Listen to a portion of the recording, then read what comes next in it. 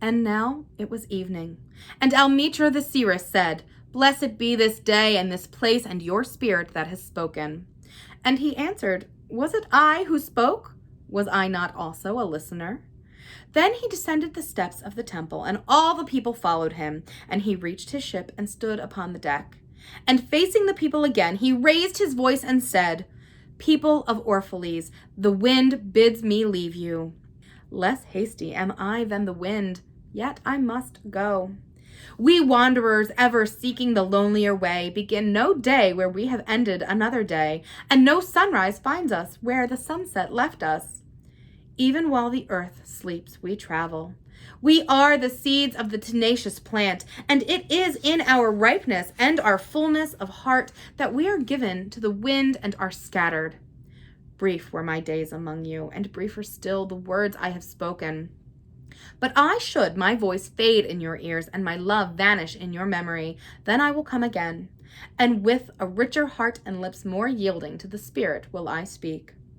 Yea, I shall return with the tide, and though death may hide me and the greater silence enfold me, yet again will I seek your understanding.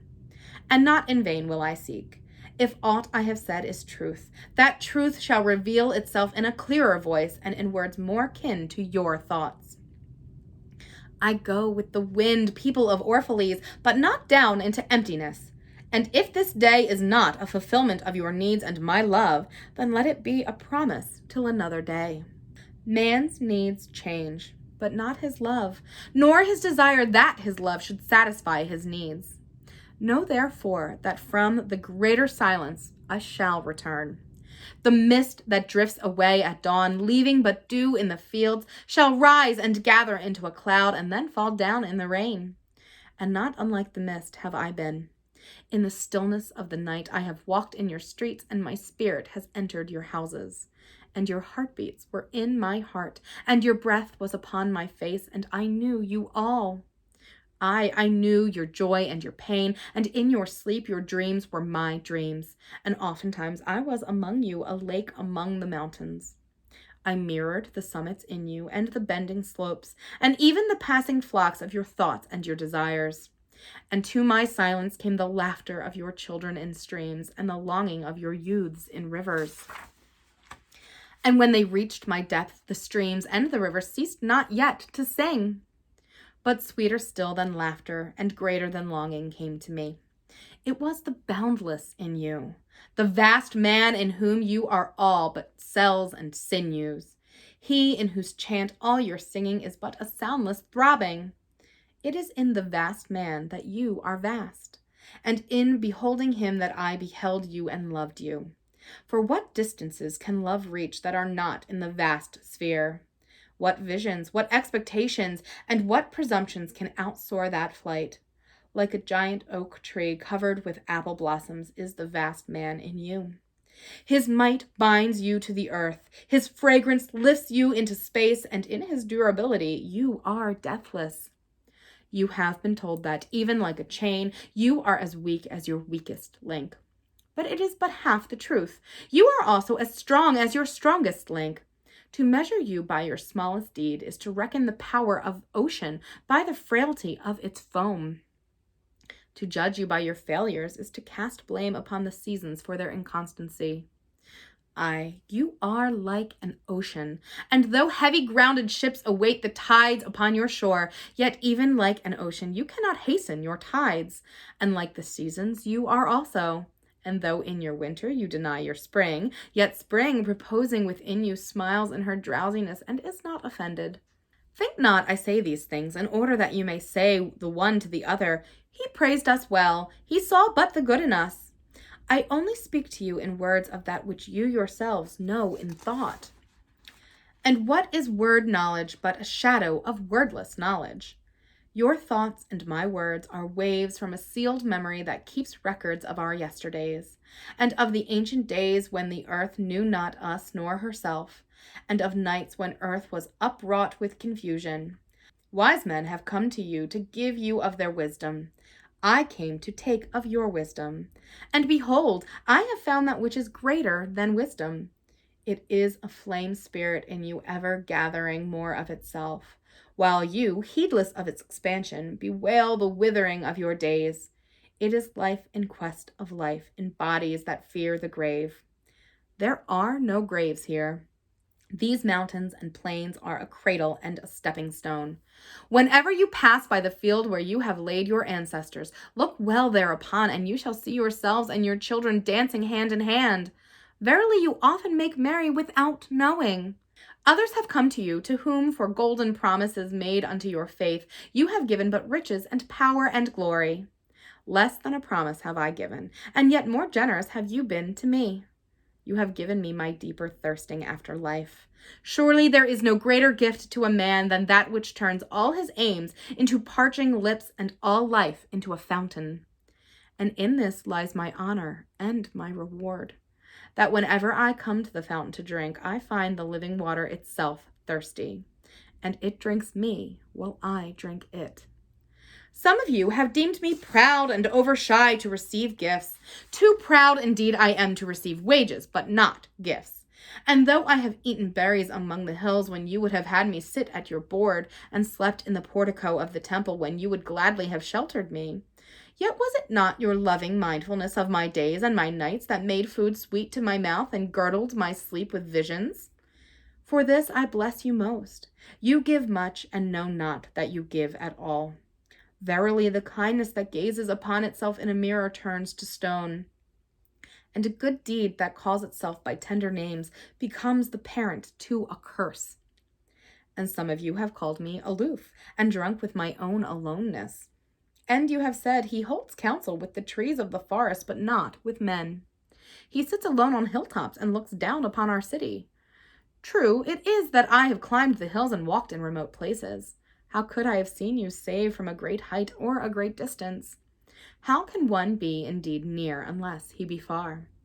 And others among you called unto me, not in words, and they said, Stranger, stranger lover of unreachable heights, why dwell you among the summits where eagles build their nests? Why seek you the unattainable? What storms would you trap in your net, and what vaporous birds do you hunt in the sky? Come and be one of us. Descend and appease your hunger with our bread and quench your thirst with our wine. In the solitude of their souls they said these things, but were their solitude deeper, they would have known that I sought but the secret of your joy and your pain. And I hunted only your larger selves that walk the sky. But for the hunter was also the hunted. For many of my arrows left my bow only to seek my own breast. And the flyer was also the creeper. For when my wings were spread in the sun, their shadow upon the earth was a turtle. And I, the believer, was also the doubter. For often have I put my finger in my own wound, that I might have the greater belief in you and the greater knowledge of you. And it is with this belief and this knowledge that I say, you are not enclosed within your bodies, nor confined to houses or fields. That which is you dwells above the mountains and roves with the wind. It is not a thing that crawls into the sun for warmth or digs holes into darkness for safety, but a thing free, a spirit that envelops the earth and moves in the ether. If these be vague words, then seek not to clear them. Vague and nebulous is the beginning of all things, but not their end. And I fain would have you remember me as a beginning. Life and all that lives is conceived in the mist and not in the crystal. But who knows but a crystal is mist in decay? This would I have you remember in remembering me. That which seems most feeble and bewildered in you is the strongest and most determined. Is it not your breath that has erected and hardened the structure of your bones? And is it not a dream which none of you remember having dreamt, that builded your city and fashioned all there is in it? Could you but see the tides of that breath, you would cease to see all else. And if you could hear the whispering of the dream, you would hear no other sound. But you do not see, nor do you hear, and it is well. The veil that clouds your eyes shall be lifted by the hands that wove it, and the clay that fills your ears shall be pierced by those fingers that kneaded it. And you shall see, and you shall hear. Yet you shall not deplore having known blindness, nor regret having been deaf. For in that day you shall know the hidden purposes in all things, and you shall bless darkness as you would bless light. After saying these things, he looked about him, and he saw the pilot of his ship standing by the helm and gazing now at the full sails and now at the distance. And he said, "Patient, over patient is the captain of my ship. The wind blows and restless are the sails. Even the rudder begs direction. Yet quietly my captain awaits my silence. And these, my mariners, who have heard the choir of the greater sea, they too have heard me patiently. Now they shall wait no longer. I am ready. The stream has reached the sea, and once more the great mother holds her son against her breath. Fare you well, people of Orphalese. This day has ended. It is closing upon us even as the water lily upon its own tomorrow. What was given us here we shall keep, and if it suffices not, then again we must come together and together stretch our hands unto the giver. Forget not that I shall come back to you. A little while, and my longing shall gather dust and foam for another body. A little while, a moment of rest upon the wind, and another woman shall bear me. Farewell to you and the youth I have spent with you. It was but yesterday we met in a dream. You have sung to me in my aloneness, and I of your longings have built a tower in the sky. But now our sleep has fled, and our dream is over, and it is no longer dawn. The noontide is upon us, and our half-waking has turned to fuller day, and we must part. If in the twilight of memory we should meet once more, we shall speak together again, and you shall sing to me a deeper song. And if our hands should meet in another dream, we shall build another tower in the sky." So saying, he made a signal to the seamen, and straightway they weighed anchor and cast the ship loose from its moorings, and they moved eastward. And a cry came from the people as a single heart, and it rose into the dusk and was carried over the sea like a great trumpeting. Only Almitra was silent, gazing after the ship until it had vanished into the mist.